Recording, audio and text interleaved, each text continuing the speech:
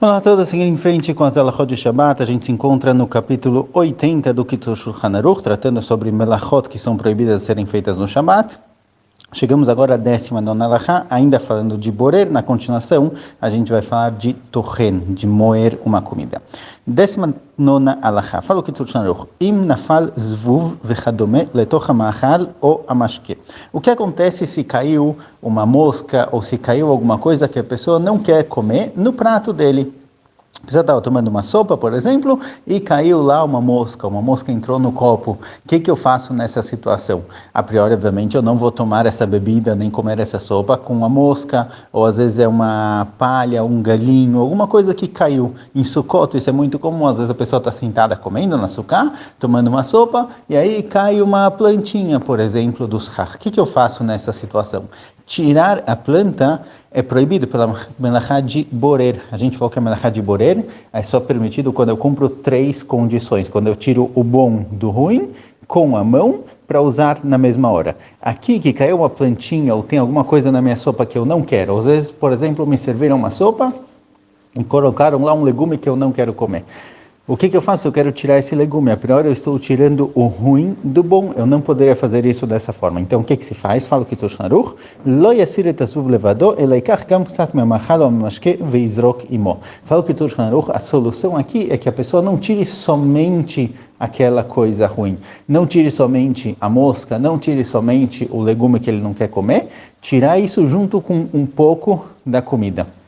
Se eu pegar na minha colher agora não somente a mosca, por exemplo, se eu pegar uma colher e tirar também um pouco da sopa junto com essa mosca, então eu não estou separando a mosca da sopa, eu não estou separando o ruim do bom, porque eu estou tirando um pouco da sopa junto. Então, nesse caso, não vou estar transgredindo a proibição de borer. Então, se tem alguma coisa no meu prato que eu não quero e não tem como tirar a coisa boa, não tem como tirar a parte boa, eu posso tirar a parte ruim com um pouquinho da parte boa.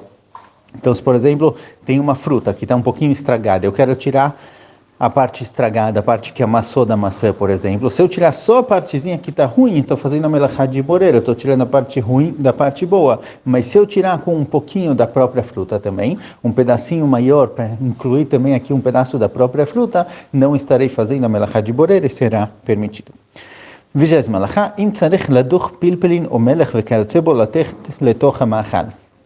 O que acontece se eu quiser moer uma pilpelim, moer algum tipo de pimenta ou sal, alguma coisa para colocar no na minha comida?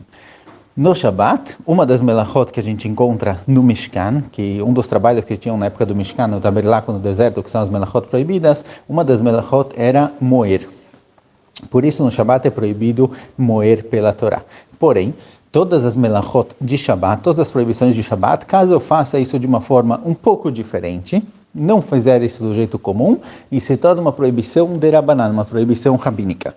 Nesse caso, com relação ao tochen, vieram nossos sábios falando o seguinte: olha, às vezes realmente a pessoa chega numa situação em que ele precisa moer alguma coisa para colocar na comida, para conseguir comer direito. Então, se a proibição de moer é uma proibição na Torá e fazer com uma mudança uma proibição de Rabanan, rabínica, se a pessoa fizer 2 mudanças, nesse caso se torna permitido. De forma geral, nas proibições de Shabbat, não adianta fazer isso de forma diferente com 2 mudanças.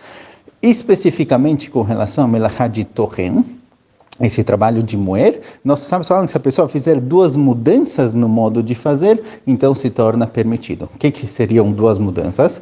Então traz para a gente o Kitzur Shulchan Aruch. Mutar laduch bekata de sakina la shulchan vekayotze bo, aval lo bemenucha velo bemachteshet. Fala o Kitzur Shulchan Aruch. 2 mudanças seriam o seguinte: uma mudança é o utensílio que eu uso para moer, e a segunda mudança é onde eu moo, eu faço essa melachá. Porque geralmente para moer alguma coisa se usava um pilão, um utensílio específico feito para moer, e se fazia isso num utensílio também, que também era especial, que lá se moía para as coisas misturarem direito e conseguir moer direito o alimento. Então, se eu fizer com a ponta da faca na mesa, ou com a ponta da faca em um prato, por exemplo, eu estarei fazendo 2 mudanças. O utensílio que eu estou usando para moer e o utensílio no qual eu estou fazendo esse ato. Por isso, se eu fizer 2 mudanças, aqui se torna permitido. Agora, a melachá de moer, ela só é proibida para coisas que são naturalmente unidas, foram unificadas, digamos assim.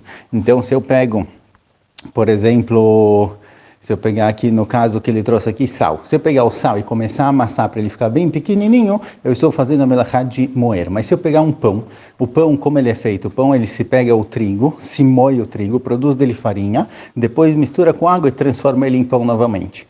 Então, o pão não é algo que é naturalmente um pedaço só, é algo que ele foi moído e transformado em pão. Coisas dessa forma, desse estilo, não tem problema de moer. Então, se eu quiser esfarelar o pão, por exemplo, não estarei transgredindo a proibição de moer. A proibição de moer é somente em coisas que elas são assim naturalmente.